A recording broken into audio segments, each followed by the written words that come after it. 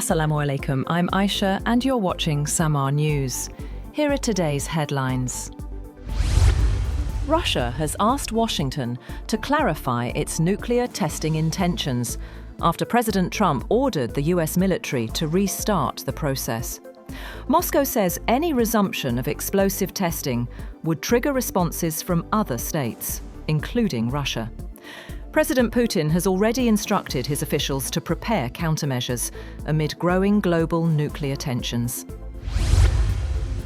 Meanwhile, Russian President Vladimir Putin has chaired a high-level meeting on the development of the Russian armed forces. Among those present were Dmitry Medvedev, Defense Minister Andrei Belousov, and FSB Chief Alexander Bortnikov. The Kremlin has released only silent footage of Putin entering the room, offering no further details about the discussion. A top German military official has warned that Russia has capacity for a limited attack against NATO territory at any time, but a decision to act would depend on the Western allies' posture. He also, however, adds that Russia is too tied down in Ukraine for something big.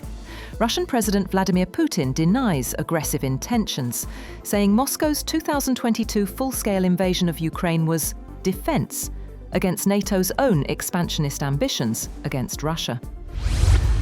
US President Donald Trump says that Kazakhstan will join the Abraham Accords to have normalized relations between Israel and Muslim-majority nations. The announcement comes after Trump said he had held a call with Israel's Prime Minister Benjamin Netanyahu and Kazakhstan's president. The Kazakh government said in a statement that the matter was in the final stage of negotiations. Kazakhstan already has full diplomatic relations and economic ties with Israel, meaning the move would be largely symbolic. US President Donald Trump says that Iran has been asking if US sanctions against the country can be lifted. Iran's supreme leader, Ayatollah Ali Khamenei, said on Monday that cooperation between Iran and the United States is not possible as long as Washington continues to support Israel, maintain military bases, and interfere in the Middle East.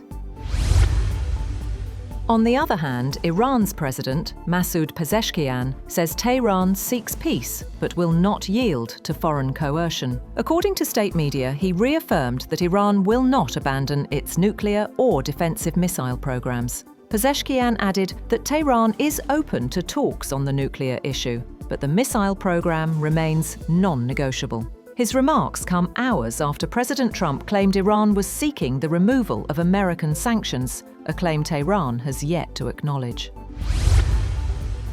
North Korea has launched a ballistic missile toward the sea off its east coast. South Korea's military confirmed the test early Friday, while Japan issued an alert soon after.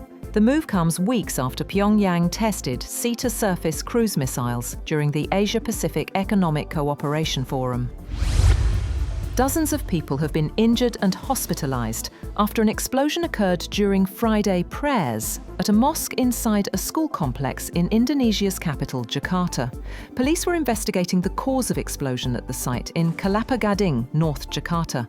The police chief said the number of people admitted to hospitals was 54, adding the injuries ranged from minor to serious and included burns.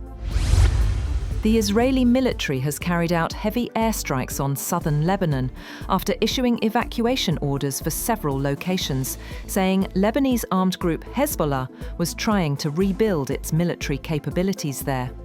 The orders and strikes came despite a ceasefire deal agreed a year ago that was meant to end more than a year of fighting between Israel and Iran-backed Hezbollah, and after months of Lebanese army efforts to clear Hezbollah sites in the south.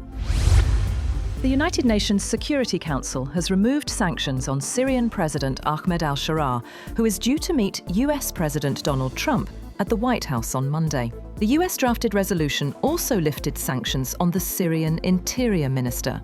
It received 14 votes in favor, while China abstained. Washington has been urging the 15-member Security Council for months to ease Syria's sanctions. Trump announced a major US policy shift in May when he said he would lift US sanctions on Syria. China has begun designing a new rare earth licensing regime that could speed up shipments, but it is unlikely to amount to a complete rollback of restrictions as hoped by Washington. The export curbs have become Beijing's most potent source of leverage in its trade rivalry with Washington, as China produces over 90% of the world's processed rare earths and rare earth magnets, vital in products ranging from cars to missiles.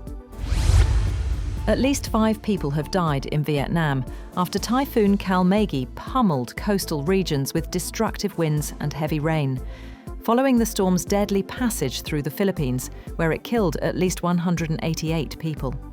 The typhoon made landfall in central Vietnam late on Thursday, uprooting trees, damaging homes, and triggering power outages before weakening as it moved inland.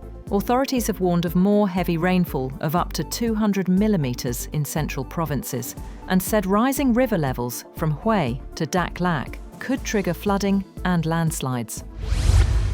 Tesla CEO Elon Musk has won shareholder approval for the largest corporate pay package in history, as investors endorsed his vision of morphing the EV maker into an AI and robotics juggernaut. The proposal was approved with over 75% support, and Musk bounded to the stage of the company's annual meeting at its factory in Austin, Texas, accompanied by dancing robots.